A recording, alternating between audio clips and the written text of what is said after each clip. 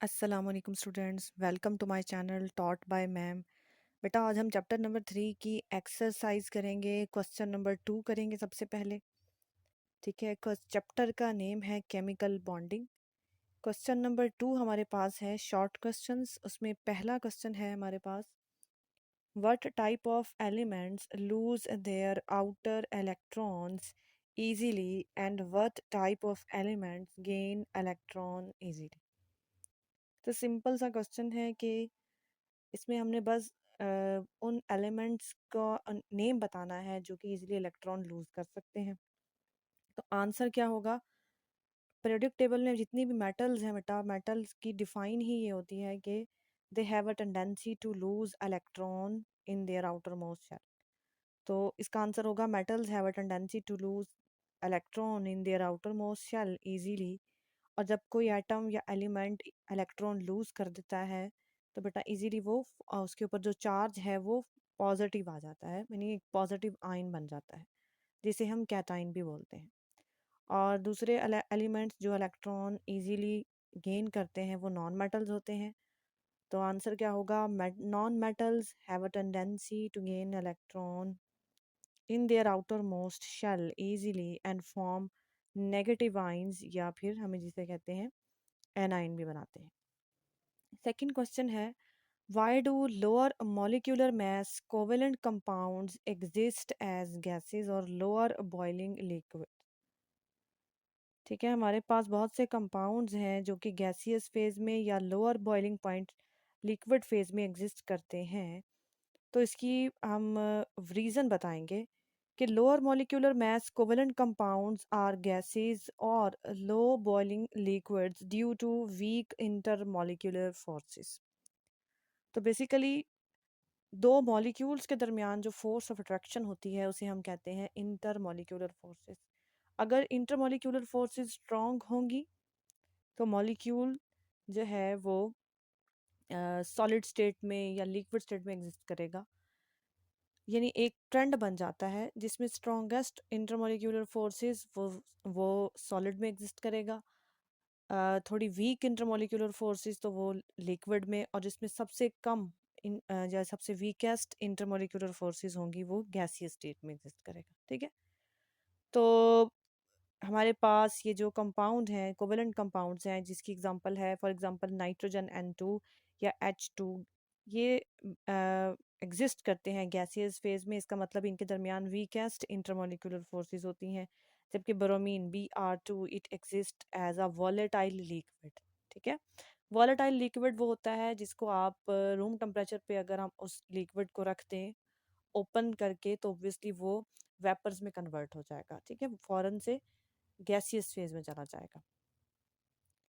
Third question है, give an example of element which exist as crystalline solid and it has a covalent bond in it.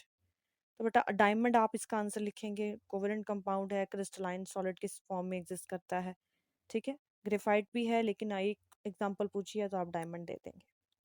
Question number 4 है, which property of metals make them malleable and ductile. तो metals की जो property है कि metals के जो है उनके अंदर बॉन्डिंग इस तरह की होती है कि अगर आप उसे हैमर्ड करें, हैमरिंग करें तो हम उसको थिन शीट्स में कन्वर्ट कर सकते हैं और वो ब्रेक भी नहीं होती। तो हैमरिंग से अगर वो थिन शीट्स में कन्वर्ट होती हैं तो उसे हम कहते हैं मेलेबल प्रॉपर्टी। उस प्रॉपर्टी को हम कहते हैं मेलेबिलिटी। और अगर हम हैमरिंग के बाद मेटल्स को वायर्स में कन्वर्ट कर लें विदाउट ब्रेकिंग तो उसे हम कहते हैं डक्टाइल। इसकी वजह क्या होती है? आंसर आप क्या लिखेंगे? Metals are malleable and ductile due to metallic bonding. तो इसकी रीज़न होती है मेटल के अंदर पाई जाने वाली बॉन्डिंग। वो कौन सी है? Metallic bonding. Atoms are strongly held and arranged in layers one above another. This allow the atoms to slide past each other without breaking the structure. यानी मेटल्स के अंदर जो एटम्स होते हैं वो एक दूसरे के ऊपर लेयर्स की फॉर्म में मौजूद होते हैं, और जो इलेक्ट्रॉन्स होते हैं आखिरी शेल के वो इलेक्ट्रॉन मोबाइल इलेक्ट्रॉन्स होते हैं, यानी वो इलेक्ट्रॉन अपने शेल से, आउटर मोस्ट शेल से, यानी वो इलेक्ट्रॉन्स अपने आउटर मोस्ट शेल को लूज कर, आउटर मोस्ट शेल से उनका लॉस हो जाता है, ठीक है, यानी वहाँ से वो रिमूव हो जाते हैं और एज अ फ्री इलेक्ट्रॉन्स वो मेटल्स के अंदर उन लेयर्स के दरमियान, एटम्स की लेयर के दरमियान मौजूद होते हैं, ठीक है। तो इस तरह से जो मेटालिक बॉन्ड बनता है वो इस तरह का बॉन्ड होता है कि जब आप हैमरिंग करते हैं हम, तो वो लेयर्स जो हैं वो एटम की स्लाइड पास कर जाती हैं एक दूसरे के ऊपर, और जो है वो इजीली हम उसको शीट्स में एंड वायर्स में कन्वर्ट कर सकते हैं। ओवरऑल जो स्ट्रक्चर है वो इंटैक्ट रहता है, वो ब्रेक नहीं होता। क्वेश्चन नंबर 5 है, is coordinate covalent bond as is a strong bond. तो बेटा कोवेलेंट कोऑर्डिनेट बॉन्ड जो है वो बिल्कुल covalent, sorry, coordinate covalent bond covalent bond की तरह ही होता है, ठीक है, स्ट्रेंथ में भी। तो इसका आंसर क्या होगा? Yes, a coordinate covalent bond is generally considered a strong bond similar in strength to a regular covalent bond. Next question है, write the dot and cross formula of HNO3। तो बेटा dot and cross में nitrogen आप centre में बनाएंगे, ठीक है, nitrogen हमारे पास सेंटर में है, उसके गिर्द 3 ऑक्सीजन के एटम्स होंगे, ठीक है, ये नाइट्रोजन का मॉलिक्यूल बना हुआ है यहाँ पे, ठीक है, ऑक्सीजन के एटम 3NO3 हो गया और ये H है, ठीक है, तो ओवरऑल मॉलिक्यूल हो गया HNO3। हाइड्रोजन जो है वो एक इलेक्ट्रॉन शेयर कर रहा है यहाँ पर हमारे पास, और ऑक्सीजन जो है यहाँ इस वाले एटम में भी ऑक्सीजन एक एक इलेक्ट्रॉन, नाइट्रोजन अभी एक इलेक्ट्रॉन शेयर कर रहा है, इस एटम में भी एक ऑक्सीजन और एक नाइट्रोजन शेयर कर रहा है इलेक्ट्रॉन, और यहाँ पर जो है ये तीसरा ऑक्सीजन का एटम, यहाँ पर 2 इलेक्ट्रॉन ऑक्सीजन शेयर कर रहा है और 2 ही इलेक्ट्रॉन नाइट्रोजन शेयर कर रहा है, ठीक है। उसके बाद हमारे पास कंस्ट्रक्टेड रिस्पॉन्स क्वेश्चंस हैं। पहला क्वेश्चन है, why H F is a liquid while HCl is a gas. HF जो है हाइड्रोजन फ्लोराइड है, it is a liquid because it form a strong hydrogen bonding. ठीक है बेटा, मैंने आपको पहले भी बताया था कि जो फिजिकल प्रॉपर्टीज़ हैं, जैसे सॉलिड है, फिजिकल स्टेट्स जो हैं सॉलिड, लिक्विड एंड गैस, इसका डायरेक्ट ताल्लुक होता है बॉन्डिंग के साथ। तो जितनी स्ट्रॉन्ग बॉन्डिंग होगी, जितनी टाइप जिस तरह की टाइप होगी बॉन्डिंग की, तो उस लिहाज से ही एलिमेंट जो कंपाउंड है वो उसकी फिजिकल स्टेट होगी। तो hydrogen bonding is a strong type of interaction, dipole dipole interaction होते हैं और स्ट्रॉन्ग बॉन्डिंग होती है ये। और फ्लोरीन जो है एक ऐसा एलिमेंट है जो कि हाईएस्ट इलेक्ट्रोनेगेटिविटी वैल्यू रखता है, इसलिए इस कंपाउंड में स्ट्रॉन्ग हाइड्रोजन बॉन्डिंग होती है। तो इसका आंसर आप क्या लिखेंगे? HF is a liquid because it forms a strong hydrogen bond due to electronegativity of fluorine। जबकि HCl में जो है ये गैसियस स्टेट में एग्जिस्ट करता है because it does not form a hydrogen bonding. इसके अंदर जो इंटरेक्शंस होते हैं या जो बॉन्डिंग होती है, they have week dipole dipole and van der Waals forces. तो ये एज कंपेयर टू, यानी जो dipole dipole and van der Waals forces हैं ये हाइड्रोजन बॉन्डिंग की कंपैरिजन में वीक होती हैं, ठीक है, इसलिए HF जो है वो लिक्विड, जबकि HCl गैसियस स्टेट में एग्जिस्ट करता है। सेकंड क्वेश्चन है, why covalent compounds are not generally soluble in water. तो इसका आंसर क्या होगा कि covalent compounds are generally not soluble in water because they are non polar और weakly polar, whereas water is a polar solvent.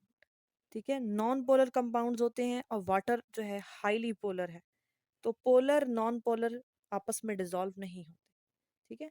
According to the principle like dissolve like, ये एक general solubility का principle है जिसके according polar polar में dissolve होता है, ठीक है, नॉन पोलर में डिसॉल्व होता है, और पोलर को अगर आप नॉन पोलर में डिसॉल्व करने की ट्राई करेंगे तो वो डिसॉल्व नहीं होगा, ठीक है, यही आंसर है हमारा। Like dissolve like, polar compounds dissolve in polar solvents, therefore covalent compounds are not generally soluble in water। Question number 3 है, how matter do metals conduct elect heat. Conduction के लिए बेटा ज़रूरी होते हैं इलेक्ट्रॉन्स। देखिए कंडक्शन दो वजह से होती है, या तो फ्री इलेक्ट्रॉन की वजह से या फिर आइंस की वजह से। ठीक है। मेटल के पास फ्री इलेक्ट्रॉन्स होते हैं। आपने मेटल की प्रॉपर्टीज भी पढ़ी होंगी कि फ्री इलेक्ट्रॉन्स जो हैं वो एक समंदर की तरह है, ठीक है। जैसे एक लार्ज लार्ज क्लाउड जो है ऐसे नज़र आता है, लार्ज क्लाउड ऑफ सी होता है। इस तरह से जो है फ्री इलेक्ट्रॉन्स मेटल्स के अंदर नज़र आते हैं। तो इसलिए जितने ज़्यादा इलेक्ट्रॉन्स होंगे तो इतनी ज़्यादा वो कंडक्शन करवाएंगे, ठीक है।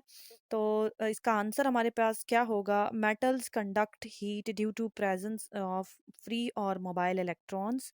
These electrons are responsible for conduction because they move freely through the metal and transfer heat quickly from one part to another, making metals good conductors of heat and electricity. ठीक है।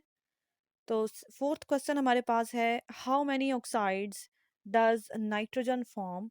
Write down the फॉर्मूले of oxides. तो formulas लिखने हैं और बताने हैं कितनी तरह के ऑक्साइड्स हो सकते हैं। Nitrogen form 5 main oxides. Their names are nitrogen monoxide, di nitrogen monoxide, nitrogen dioxide, fourth one is dinitrogen trioxide, and fifth one is dinitrogen pentaoxide. Question number 5 है, what will happen if NaBr is treated with AgNO3 in water? यानी sodium bromide और silver nitrate का solution water में अगर आप add करें तो क्या होगा? तो बेटा जो केमिकल रिएक्शन होगा उसके रिजल्ट के तौर पर एक कंपाउंड बनेगा AgBr सिल्वर ब्रोमाइड, और वो एक येलो कलर का प्रेसिपिटेट होगा।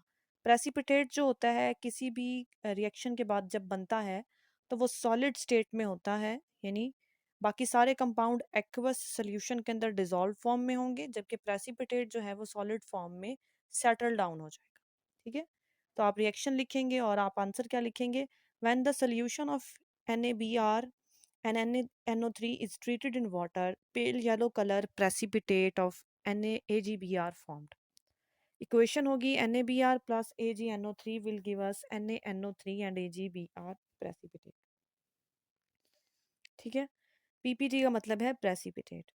सिक्स क्वेश्चन है, why does iodine exist as a solid while Cl2 exist as a gas? तो यहाँ पर फिर वही फिजिकल स्टेट की बात कर रहा है, सॉलिड लिक्विड और गैस। तो मैंने आपको पहले भी बताया है कि जितनी स्ट्रॉन्ग बॉन्डिंग होगी या फिर इंटरेक्शन वर्ड यूज़ किया जाता है बॉन्डिंग के लिए, उसी तरह से उस कंपाउंड की फिजिकल स्टेट होगी, ठीक है। तो iodine exist as a solid while chlorine as a gas because iodine is a non-polar diatomic molecule having high polarizability due to large electronic cloud, ठीक है। यहाँ पर पोलराइजेबिलिटी की बात हो रही है। यहाँ पर क्या है कि इलेक्ट्रॉनिक क्लाउड, इलेक्ट्रॉन्स बहुत ज़्यादा होते हैं, ठीक है। इलेक्ट्रॉनिक क्लाउड का मतलब है, और पोलराइज का मतलब ये होता है पोल्स का बन जाना, यानी एक तरफ तो पॉजिटिव चार्ज होगा एक पोल पे एक साइड पे, और दूसरी तरफ नेगेटिव चार्ज होगा, ठीक है। डाई एटॉमिक मॉलिक्यूल है, हाई पोलराइजेबिलिटी है, यानी एक तरफ डेफिशिएंसी ऑफ इलेक्ट्रॉन है, एक तरफ इलेक्ट्रॉन्स की जो है वो ज़्यादा है, ठीक है। तो इस पोलराइजेबिलिटी की वजह से जो I2 के मॉलिक्यूल्स होते हैं वो इस तरह से अरेंज होते हैं साइड बाय साइड कि एक मॉलिक्यूल का नेगेटिव एंड, I2 का नेगेटिव एंड दूसरे I2 के पॉजिटिव एंड के साथ बॉन्डिंग बना लेता है, ठीक है। तो इस वजह से यहाँ इसमें ओवरऑल जो इंटरेक्शंस होते हैं वो स्ट्रॉन्ग हो जाते हैं, ठीक है। तो इसका आंसर क्या है फिर? कि इन स्ट्रॉन्ग इंटरेक्शन की वजह से जो कि हाई पोलराइजेबिलिटी की वजह से बनते हैं, iodine have strong force of attraction and it exists as a solid at room temperature, ठीक है बेटा। ये हमारे क्वेश्चन थे, दोनों दो क्वेश्चन हमने सॉल्व कर लिए हैं, question number 2 and question number 3। बेटा अगर आपको वीडियो अच्छी लगी हो तो लाइक भी कीजिएगा और शेयर भी कीजिएगा, कमेंट भी ज़रूर कीजिएगा। इंशाल्लाह नेक्स्ट वीडियो में आपसे मुलाकात होती है। अल्लाह हाफ़िज़।